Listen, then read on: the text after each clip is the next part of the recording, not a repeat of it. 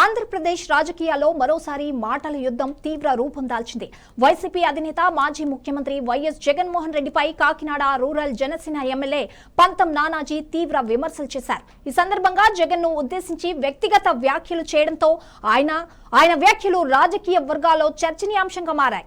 అంతేకాకుండా దమ్ముంటే కడప జిల్లాను వదిలి కాకినాడ రూరల్ నియోజకవర్గంలో పోటీ చేయాలని జగన్ కు సవాల్ విసిరారు.